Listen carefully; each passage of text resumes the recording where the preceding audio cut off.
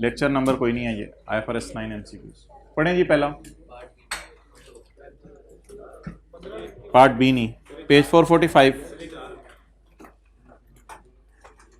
पहला MCQ पढ़ें।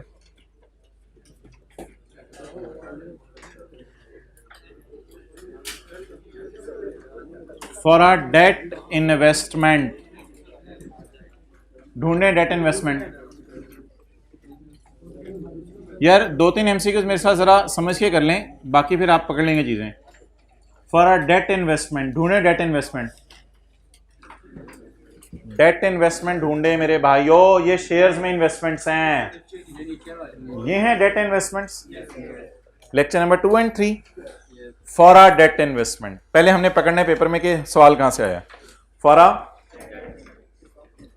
ये मैंने हाथ रखा हुआ है, छूटेगा नहीं इंशाल्लाह, ये देख लें। For a debt investment under amortized cost. अच्छा ठीक है, बड़ा आसान सवाल। For a debt investment under, हुण पुछ तू चाहना की है। It must pass 2 test. Amortized cost में 2 टेस्ट पास होने चाहिए। कोई जल्दी नहीं है, आराम से जो है वो चैप्टर निकालते हैं और चैप्टर निकाल के देखते हैं। For a debt investment, page 412। For a debt investment to be held at amortized, it must pass 2 tests. It must pass 2 tests: contractual and business model test. Purchase agreement test, ये पता नहीं आएगा, अपनी तरफ से भी टेस्ट बना रहा है। Amortized cost test and business, ये हमने कोई ऐसा लफ्ज पढ़ा है, fair value test, purchase agreement test, वो अपनी तरफ से लफ्ज बना रहे हैं। तो ये जी पहला MCQ था। What is the other test? अच्छा, what is the other test? One of these is contractual. अच्छा, अमोर्टाइज कॉस्ट टेस्ट तो कोई नहीं होता, सॉरी, अमोर्टाइज कॉस्ट टेस्ट कोई नहीं होता, अमोर्टाइज कॉस्ट मॉडल है, अमोर्टाइज कॉस्ट टेस्ट कोई नहीं होता। तो एक टेस्ट कौन सा है? Contractual cash flow characteristic test. Amortized cost is not a test, it is a model जी। अमोर्टाइज कॉस्ट पे रखने के लिए 2 टेस्ट कौन से पास होने चाहिए? नंबर 1, हमने 48,500 और 600 या 6,000 जितना भी था वो लेने, और नियत है टू होल्ड। तो business model test, amortized cost test कोई नहीं होता भाईजान। ये टेस्ट अपनी तरफ से आएगा, अपने बनाए, ये टेस्ट ही नहीं होते। क्लियर?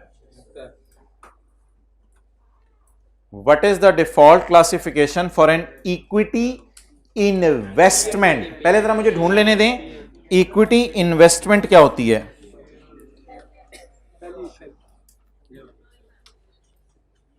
कहीं लिखा होगा मैंने, investment in equity. For investment in equity, page खोल लेता हूं मैं 411, ये टेबल हेल्प कर रहे हैं ना? पेज खोल लेते हैं 411। 411 में आकर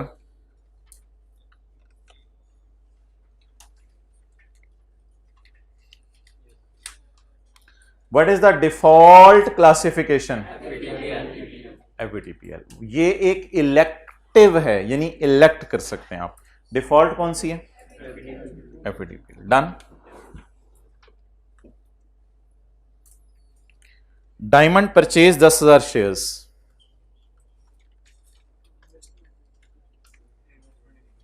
परचेज 10,000 शेयर्स, ये सारा ध्यान में रखना है। Diamond purchase 10,000 shares.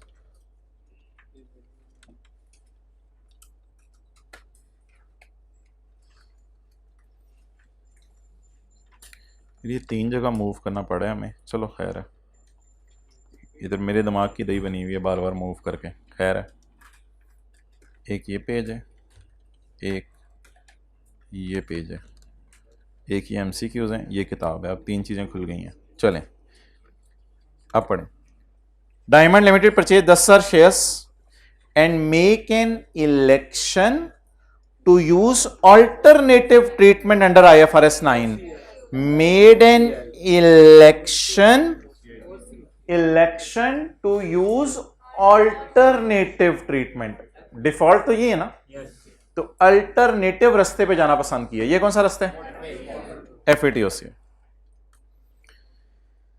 The shares cost is 35,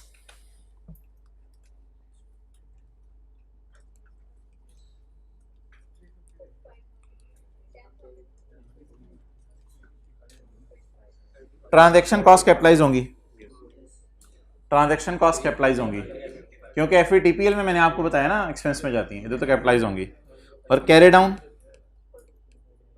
10,000। ओहो, मुझे फिगर्स ना निकलवाए हैं, फिगर्स छोड़ने पड़े। समझ आ गया? अब रिक्वायरमेंट पढ़ते हैं। What is the gain on shares for the year ended 31 दिसंबर 14। तो शायद इधर कोई बैलेंसिंग फिगर आ रही होगी, कितनी? 95। अच्छे MCQs है ना ये, चैप्टर के रिवीजन के एतबार से सारे कॉन्सेप्ट्स रिवाइज हो रहे हैं। अगला पढ़ के आप खुद ही ट्राई करें।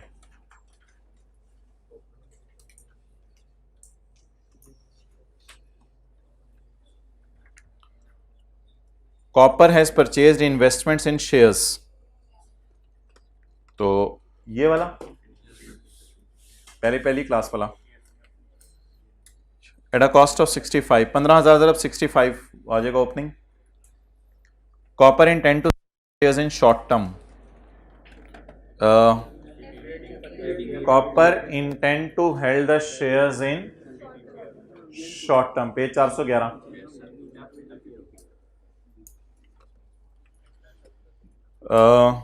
And are holding them for trading, transaction cost को एक्सपेंस में डाल देंगे, 15,000 को तो लिफ्ट नहीं कराएंगे, यानी P&L में डाल देंगे। These now worth 77 point, what is the gain? तो गेन मेरे ख्याल से डायरेक्ट भी तो निकल सकते यार, अब आप बड़े हो गए हैं, अब ट्रांजैक्शन कॉस्ट तो डालनी नहीं, तो फिर अगर आप 77.5 और 65 का डिफरेंस लेके 15,000 से मल्टीप्लाई कर दें, गेन कहाँ जाना है? कौन कितना आ रहा है?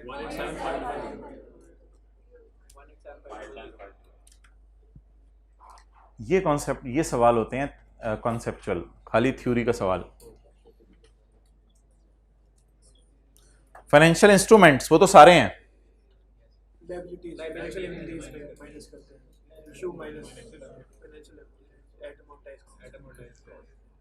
For which category of financial instruments? भाई ये फाइनेंशियल इंस्ट्रूमेंट सारे हैं, for which category of financial the transaction cost are minus from initial value, are excluded from initial value, exclude ही कर दी जाती हैं सीधी सीधी, एंड इंस्टेड एक्सपेंस टू। ओ भाईजान, कल अमोर्टाइज कॉस्ट वाला P&L में नहीं जा रहा था, वो लोन में से माइनस हो रहा था। बोंगी मार रहे हैं आप, वो लोन में से माइनस हो रहा था, वो P&L में नहीं जा रहा था। कैश, कल से मुराद है मेरा वो जो लेक्चर था, लेक्चर 98, तो cash debit loan credit amortise cost में, अमोर्टाइज कॉस्ट में कैश डेबिट लोन क्रेडिट, बोले आगे, और ट्रांजैक्शन कॉस्ट डेबिट नहीं, लोन नहीं, अमोर्टाइज कॉस्ट में जिस वक्त फाइनेंशियल लायबिलिटी थी, तो लोन डेबिट, क्या ये एक्सपेंस में जा रहा था या लोन कम हो रहा था? लोन कम हो रहा था। ऑटोमेटिकली वो जो इफेक्टिव रेट टाइप निकलता है ना, उसमें ये ट्रांजैक्शन कॉस्ट एडजस्ट हो जाती है। तो इसलिए फाइनेंशियल, एक मिनट में बताता हूं, फाइनेंशियल लायबिलिटीज अगर अमोर्टाइज कॉस्ट पर हों तो ट्रांजैक्शन कॉस्ट को फारग करा के P&L में डाल दो। फाइनेंशियल लायबिलिटीज अगर अमोर्टाइज कॉस्ट पर हों तो ट्रांजैक्शन कॉस्ट को P&L में डाल दो। आप ना एक्सक्लूड के लफ्ज से जो है कंफ्यूज हुए हैं। एक्सक्लूड का लफ्ज के बाद आगे उसने अपनी तफसील भी लिखी है, उसने क्या है, इसको निकाल के P&L में फेंको। तो हम तो P&L में नहीं फेंकते थे अमोर्टाइज कॉस्ट में, हम P&L में फेंकते हैं या लोन में से नेट कर देते हैं, तो P&L में तो नहीं फेंकना। वाज़ेह उसने लिखा हुआ है एक्सक्लूड करके एंड इंस्टेड एक्सपेंस्ड इन P&L, और डालो P&L में।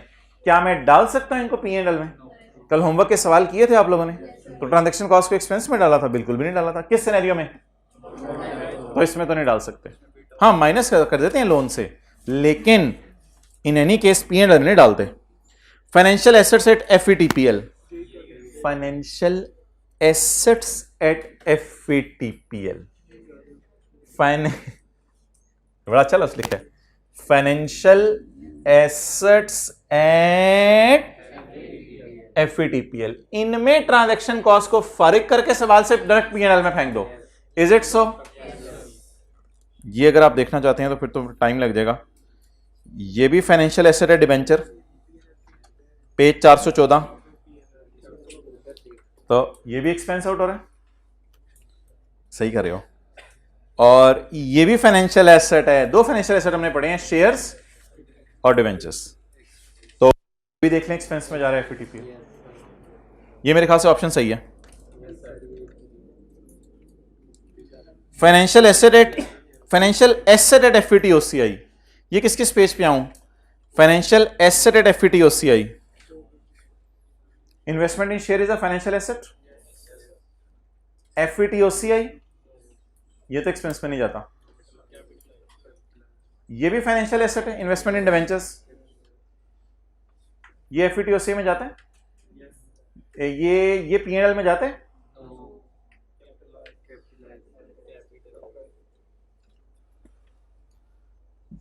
तो पेज 414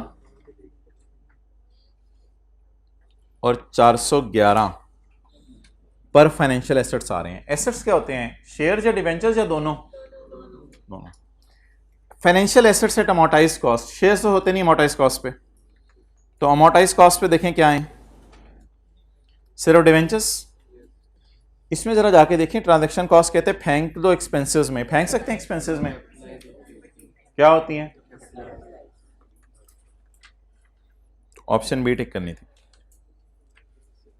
6 पढ़े।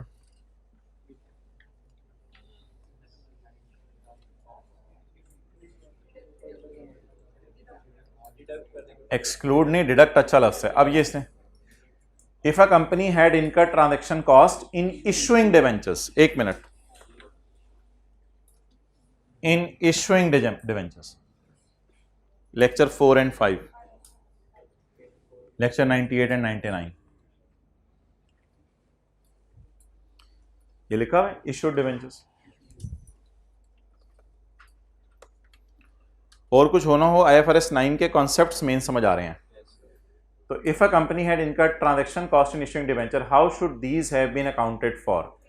अब आप कहेंगे कि डिवेंचर तो इशू सर होते हैं FVTPL वाले में भी और अमोर्टाइज कॉस्ट वाले में भी, तो उसने तो हमें बताया नहीं कि FVTPL वाला करना है या अमोर्टाइज कॉस्ट वाला करना है। कोई मसला नहीं, कोई मसला नहीं, कोई मसला नहीं। एक आ रहा है आपके FVTPL वाला और एक आ रहा है आपका अमोर्टाइज कॉस्ट वाला। एडेड तो बिल्कुल नहीं है, deducted from proceeds of debenture, ये वाली ऑप्शन तो हमें नजर आ रही है एक। Amortised over the life of debenture, ये तो पता नहीं क्या चीज है। चार्ज टू एक्सपेंसेस, चार्ज कहां कर दें? नहीं, फाइनेंस कॉस्ट, फाइनेंस कॉस्ट तो नहीं होती थी। ट्रांजैक्शन कॉस्ट एडमिन में जाएगी, फाइनेंस कॉस्ट में जाएगी, एडमिन में जाएगी। तो उसने ये वाली ऑप्शन दी ही नहीं। एक्सपेंसेस में जब जाती है तो फाइनेंस कॉस्ट में जाती है, एक्सपेंसेस में, अदर एक्सपेंसेस में भी आप डाल सकते हैं। फाइनल अकाउंट भी अभी तो हमने पढ़ लिया लेक्चर 19 में, 99 में। अगर आपने एक्सपेंसेस में डालना हो, अदर एक्सपेंसेस में भी डाल सकते हैं, एडमिन में भी डाल सकते हैं। लेकिन in any case transaction cost कभी भी फाइनेंस कॉस्ट में नहीं जा सकती। तो जिन लोगों के जहन में आ रहा था कि पता ही नहीं चल रहा अमोर्टाइज्ड कॉस्ट है या FVTPL, वो बिल्कुल सही सोच रहे थे। इसलिए सवाल वाले ने ये ऑप्शन ही नहीं रखी, उसने ऑप्शन ही एक दिया, तो ये टिक करेंगे। हाँ, डिफॉल्ट कैटेगरी भी, लेकिन डिफॉल्ट उसने ऊपर लिखा नहीं ना सवाल में, वरना अगर ना होता तो डिफॉल्ट एज्यूम करते। आप सही कह रहे हो।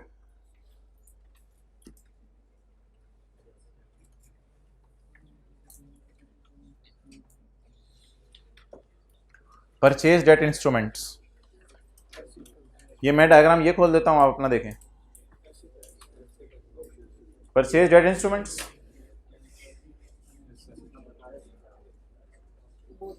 SL intends to hold to till maturity to collect interest payment. Hold till maturity to collect interest. Hold till maturity और may sell if a good opportunity rise. How should this be classified? Debt instruments purchase किए हैं तो financial asset है या financial liability?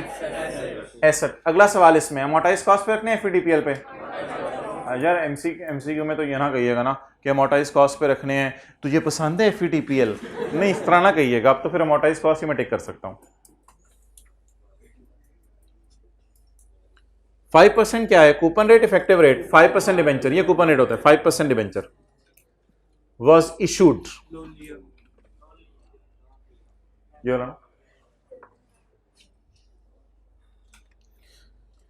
On यकम April at a total face value of. Direct cost क्या होंगी? Transaction cost. The debenture will be redeemed after 3 years. 11 बना, हाँ 3 साल बाद. एट अ सब्सटेंशियल प्रीमियम, अच्छा खासा प्रीमियम. उसने प्रीमियम नहीं दिया, कोई मसला नहीं. The effective interest rate is what amount will be debenture appear in balance sheet as at 31 March 2012. क्या बनाना पड़ेगा? अच्छा पहले तो एक मिनट. Debenture was issued. ना डिवेंचर वॉज इशूड. सवाल करना कैसे है पहले तो ये डिसाइड कर लें. करना कैसे है वो बात तो ठीक है आपकी, लेकिन असल में ना कुछ ज्यादा डिटेल नहीं दी हुई. तो फाइनेंशियल लायबिलिटीज पेज नंबर 415. अगर सवाल कुछ भी नहीं बताएगा तो फाइनेंशियल लायबिलिटीज की डिफॉल्ट कैटेगरी अमोर्टाइज को.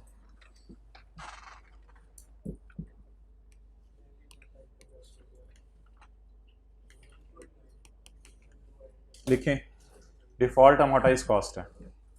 ओहो, अब हम मुझे ये ना बनवाने बैठ जाइएगा, ये अब खुद ही घर जाके बना लीजिएगा. कौन सा सवाल है?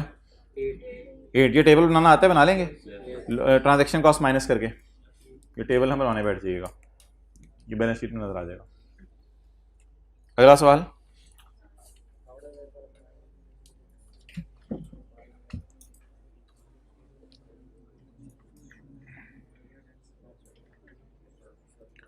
How does IFRS 9 require investment in shares? Equity debentures नहीं होते. Investment in lecture 1. Investment in shares to be measured at accounted for in the absence of any election at initial recognition. In the absence of any election. तो by default तो फिर Nawaz Sharif available है ना. तो by default एफवीटीपीएल तो available है ना. अगर हम इलेक्ट नहीं करते इमरान खान को तो फिर नवाज शरीफ तो अवेलेबल है ना. एफवीटीपीएल ऑन यकम जनवरी नहीं, अब तो चलेगी बेनजीर. ऑन यकम जनवरी 2011 oxygen limited purchased a debt instrument. Bhutto नहीं, मेरा नहीं, सरब नहीं जिंदा. Purchase the debenture. जब फिर सिंध में पानी आया तो भुट्टो भी नहीं जिंदा. ऑन यकम January purchase the debenture for its fair value of 5 lakh. यार ये फेस वैल्यू है या परचेज प्राइस है? बोंगी ना मारे. For its fair value purchase price है. It had a face value of 550. तो परचेज लिखा भी हुआ है. He purchased for 5 lakh. तो ये परचेज प्राइस है. It had a face value of and was due to mature in the debt. ये लेक्चर नंबर 2 और 3 है. The debt instruments carried fixed interest at 6% in arrears. Effective rate कितने? It is held at Farooq सवाल 11. कुछ भी नहीं करना था. ये भी पूछोगे तो मेरे से मैं तुम्हें जूते मारूंगा. स्केड्यूल बनाना था. Which of the following are not classified as financial instruments? Share options तो हमारे सिलेबस में है नहीं, लेकिन शेयर्स तो चलो फाइनेंशियल इंस्ट्रूमेंट ही है ना. तो शेयर ऑप्शंस जो आईकैप को ये नहीं डालनी चाहिए थी ऑप्शन. ये तो सीए फाइनल के कोलैप्स है. बहरहाल शेयर टाइप चीज है, इसलिए ये तो इक्विटी है. फाइनेंशियल इंस्ट्रूमेंट में फॉल करता है. ये इनटेंजिबल तो फाइनेंशियल इंस्ट्रूमेंट्स के चैप्टर में नहीं आता. डेटर्स आते हैं. Right to receive cash, so it is a financial asset. And it is a liability to pay money. IS 32, IFRS 9 ये इंटरचेंजेबली लफ्ज यूज होते हैं। अच्छा मुझे ये बताएं, पहला क्या लफ्ज था लिखा हुआ उसने? शेयर ऑप्शंस या शेयर्स।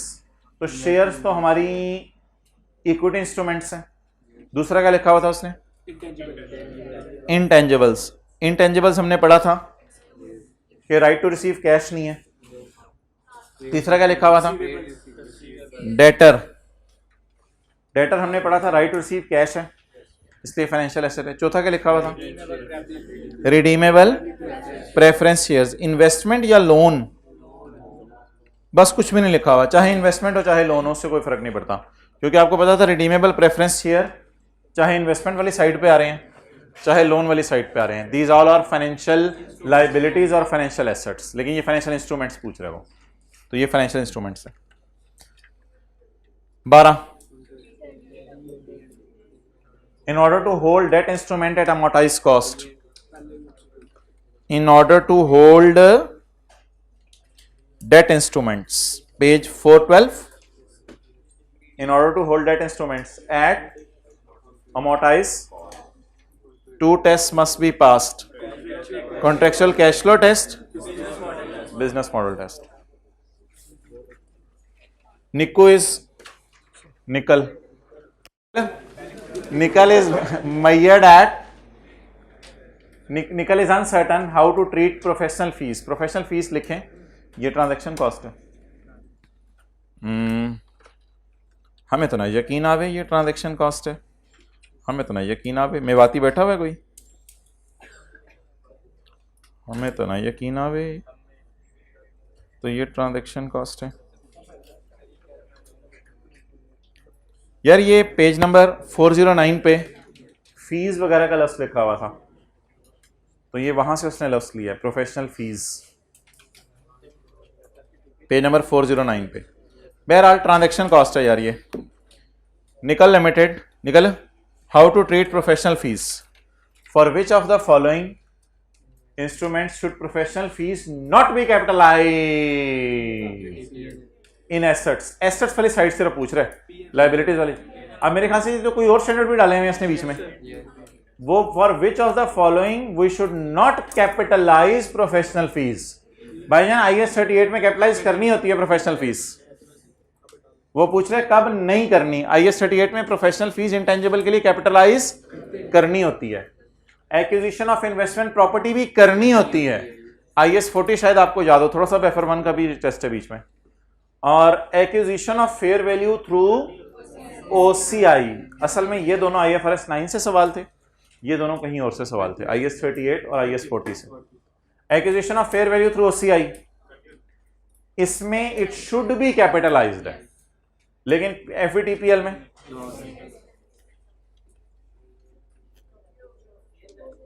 हाँ जी,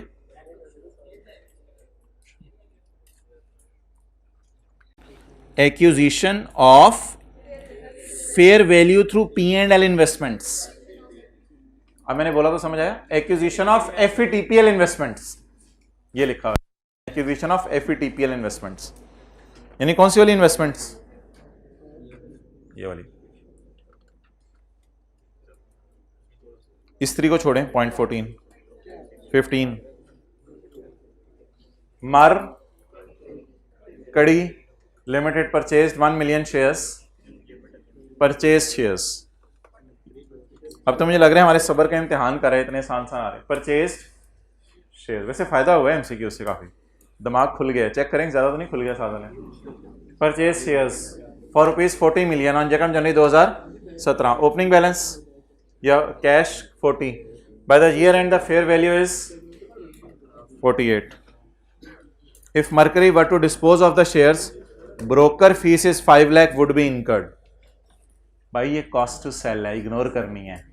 ये कॉस्ट टू सेल IS 41 में लेते हैं, इधर नहीं लेते।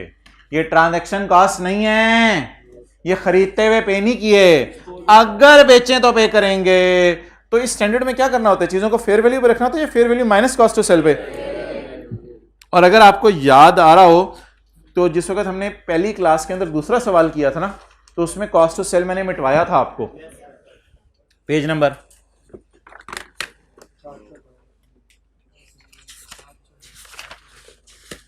पेज नंबर 726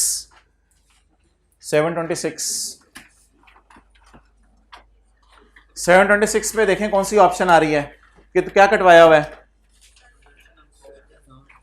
726 पे 2.1 और 2.6 कटवाया था। सफे के एंड पे देखें 2.1 और 2.6 कटवाया था। क्या कह के कटवाया था कि इनको इसलिए इग्नोर करना है कि ये ट्रांजैक्शन कॉस्ट है या अगर बेचें तो कॉस्ट आएगी। तो ये fair value minus cost to sell पे रिकॉर्ड नहीं होते बल्कि किस पे रिकॉर्ड होते हैं, फेयर वैल्यू पे। पेज नंबर 726 ये ट्रांजैक्शन कॉस्ट है या बेचने पे कॉस्ट आएगी, बेचने पे कॉस्ट आएगी। चलो भाईजान मुकाओ यार। अच्छा अब सवाल क्या है इसका, what is a correct treatment. Correct treatment सुन लें, एफईटीपीएल मॉडल है FVTOCI. Mercury purchased shares for 40 by the year end. The fair value had moved to 48. What is the भाईजान बाय डिफॉल्ट शेयर्स किस पे रखने हैं, बाय डिफॉल्ट शेयर्स एफईटीपीएल पे रखने हैं। तो कौन सी ऑप्शन है, B. If Mercury were to dispose of the shares, अगर बेचे तो ब्रोकर फीस आनी है 5 लाख की। बेच दिए, बेचना तो हमारे सिलेबस में वैसे भी नहीं है, वैसे मैं कह रहा हूं बेच दिए कि अगर बेचे तो आएगी। अगर लिखा होता है व्हेन मर्करी परचेज्ड इट इनका ट्रांजैक्शन कॉस्ट, तब तो वो ट्रांजैक्शन कॉस्ट होती, तब तो वो हमारी डिस्कशन ट्रांजैक्शन कॉस्ट वाली होती।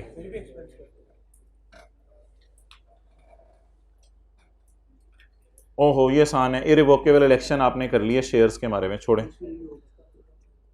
16 आसान है। 17 एन एंटिटी एक्वायर 6% टीएफसी हो जाएगा, डिवेंचर्स बाय किए हैं हो जाएगा, छोड़ें। बस एक minute Waseem limited issued debentures हो जाएगा, issued debentures. Debentures are redeemable at premium, हमें नहीं पता कितना प्रीमियम, कोई मसला नहीं, रिक्वायरमेंट में वो प्रीमियम चाहिए ही नहीं।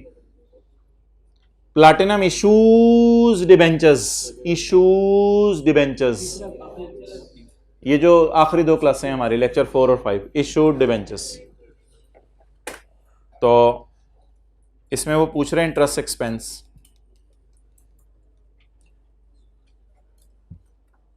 चलें जी, आई कैप वाला बस एक ही आई कैप में एमसीक्यू आया है, वो पढ़ लें।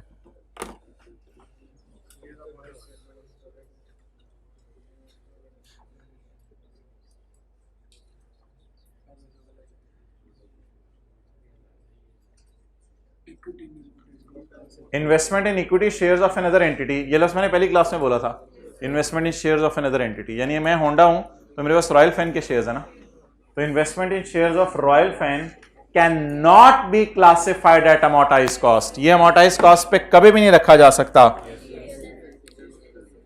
Investment in shares, investment in shares can not be kept at amortized cost. Debentures जा सकते, शेयर्स की तो नहीं कभी भी रखा जा सकता। तो कहते हैं शेयर्स को अमोर्टाइज्ड कॉस्ट पे नहीं रखा जा सकता। यस करें नो करें, यस, शेयर्स को कभी भी अमोर्टाइज्ड कॉस्ट पे नहीं रखा जा सकता। बिल्कुल सही कहा तुमने, हम तुमसे 100% एग्री करते हैं। कितनों को पता चल गया था? ओके, ये जो है ना घर में जाके इस सफ़े को गले लगाने हैं। घर वाले परेशान हो रहे होंगे कि ये सफ़ा क्या है, ये सफ़े के क्या है तेरा, इस सफ़े में कोई लैंड बिल्डिंग छुपी हुई है। An investment in debt instruments, an investment in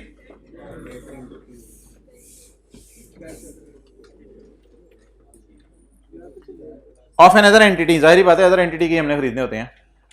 can not be classified as subsequently measured at FVTOCI, यानी सब्सिक्वेंटली इसको एफईटीओसीआई पे नहीं रखा जा सकता। ये बात बताएं क्या सही है या गलत है? कहते हैं इनको मैं एफईटीओसीआई पे सब्सिक्वेंटली नहीं रख सकता। अबे रख सकता है,